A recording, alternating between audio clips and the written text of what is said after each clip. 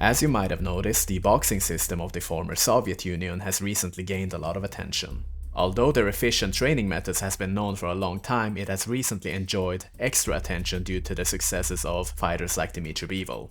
One thing you might have noticed is a preference for distance fighting. This does not mean that the Soviet system did not implement and train close distance fighting, but arguably they preferred fighting in the distance due to its advantages in safety. Soviet boxing coach Bulchiev would explain that novice boxers would focus exclusively on long-range fighting in the first year of training. It was not until the second year that they would even remotely start practicing hooks and uppercuts in close-range distance. And this would be a stark contrast to the Western style of boxing training in professional boxing or even amateur for that matter.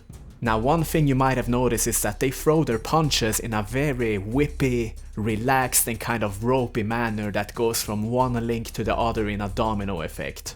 And why is that? This will be the topic of this video. Soviet boxing coach Sasnin would say that they had two categories for their punches. One is, as we just explained, in a very successive, wavy and whippy manner where the energy goes from one link to the next, that is one joint to the next, in a kind of domino effect. For a modern example, you can think of Dmitry Bivol. He does this very well.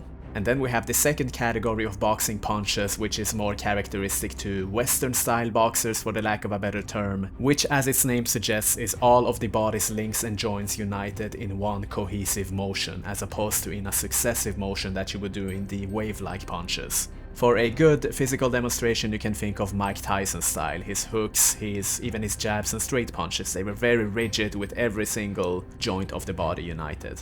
For the Soviet-style boxers, as you might have guessed, they would stick to the first alternative predominantly, and they would save the close-link punches when it came to close-distance fighting for selected occasions.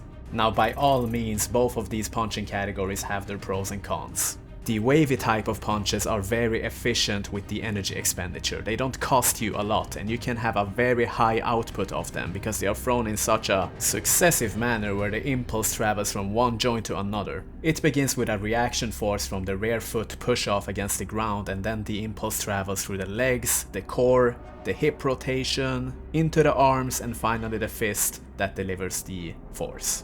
Soviet coaches say that this movement is extremely technical and it sometimes demands years of practice and it needs expert guidance. It is not easy to learn. All of the muscles, they work in harmony.